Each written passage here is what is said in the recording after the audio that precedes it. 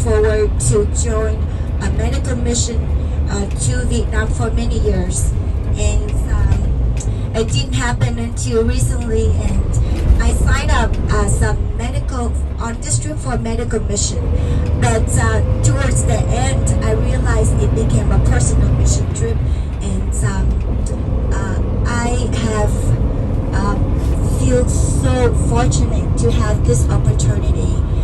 Why I say that? Because the first few days in Bac Giang, I didn't feel very much because I found the people there were pretty comfortable with their lives compared to where I came from. And I was also hoping that my nursing knowledge and skills would make some huge differences, because I've never been on a medical mission trip in the past, so you always have huge imaginations. But as we moved towards Hue, I felt more connected every day because the people here gave me a chance to find myself where I was in the past, like 30 years back. And I see them, when I see them, I see me and my family. I came from a very small village in the south, and where we also did rice farming. And we, my family, my parents had 5 girls, and we were pretty poor. And having no boys in the family, I also had to do a lot of works that a boy would do. That was including looking after the water buffalo. That wasn't a fun job. That was quite embarrassing as a girl. But something happened, and one change made a huge difference in my life and my whole family's life. And that happened when I have asked my parents to give me permission to run away from Vietnam to Vu Binh. So I was only 9 years old when I made my first attempt, and of course I got caught, and my parents say no more because they were so scared. But you know, life was so hard. I didn't know any better, but because we never left the village and we didn't have any people from outside coming in, the whole village only had one TV, so we didn't really have much of information from the outside. But what I saw was a few things that were left behind from the American soldiers, and like simple things like the cup that we use for water, or a few other appliances. And I said, this is way better. We only had plastic. So that little thing gave me some hope that there would be something better out there. And so I have asked my parents to let me try to escape again. And that was when I turned 11 years old. And I told them, I said, even if I die in the ocean, I still wanted to go. And for me to say that, there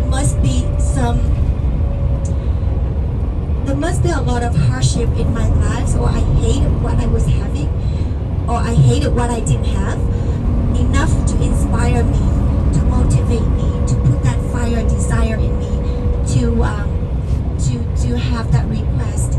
And nobody has left the village before. It was only my dad has a connection with the people who were making arrangement for escaping Vietnam. So because of that one change that gave me a chance to have much better life in Canada, and also my whole family after they reunited with me, and we all have much better lives. But looking at the people in Hue, all the patients that we saw in the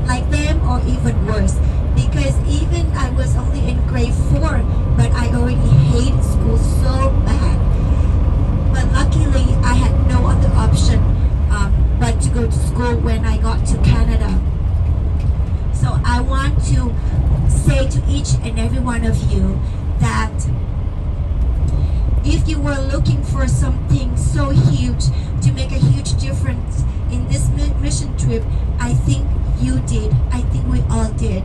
A prescription of Tylenol or multivitamins would only give them temporarily a relief, but I think we probably have implanted some seed of hope, of inspiration, of motivation on the people that we saw or their children, that we may see the differences that may happen years from now.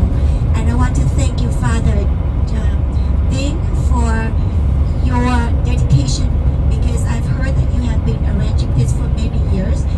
This must be a call that God had for you, because over the years I'm sure you have moved and made huge differences, not only in the people that we served here in Vietnam, but the people that volunteered in this group. And I want to say thank you, and I admire and I pray that God will continue to support and provide you with the strength and the motivation, and I'm sure you